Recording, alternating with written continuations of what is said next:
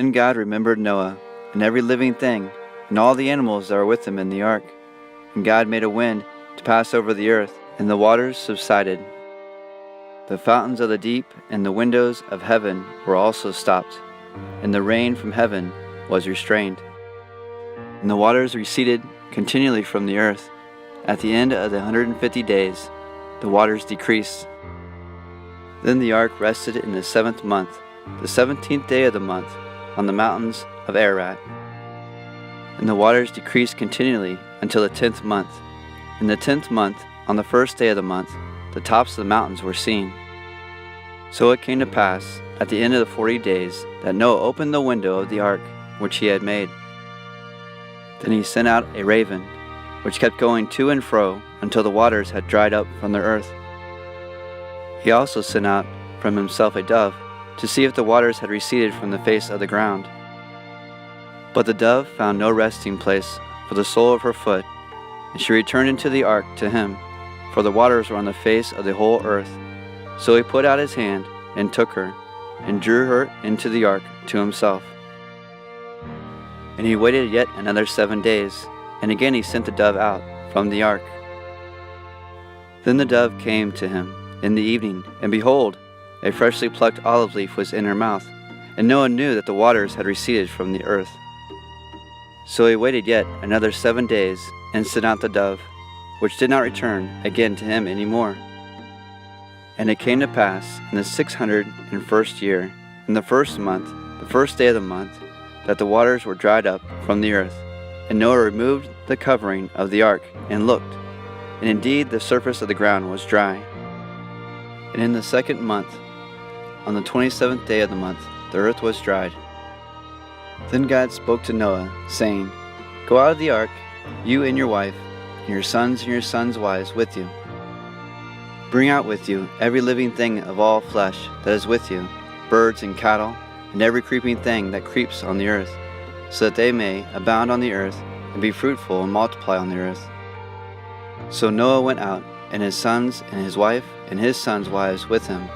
Every animal, every creeping thing, every bird, and whatever creeps on the earth, according to their families, went out of the ark.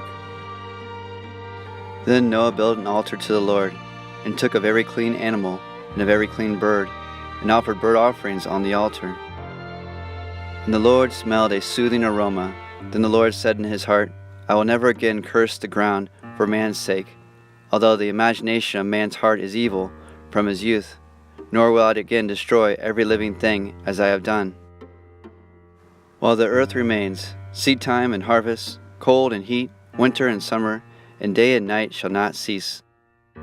So God blessed Noah and his sons, and said to them, Be fruitful and multiply, and fill the earth.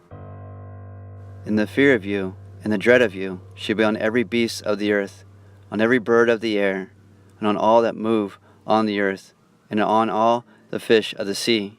They are given into your hand. Every moving thing that lives shall be food for you. I have given you all things, even as the green herbs, but you shall not eat flesh with its life, that is, its blood. Surely for your lifeblood I will demand a reckoning. From the hand of every beast I will require it, and from the hand of man, from the hand of every man's brother, I will require the life of man. Whoever sheds man's blood, by man his blood shall be shed, for in the image of God he made man. And as for you, be fruitful and multiply, bring forth abundantly in the earth, and multiply in it.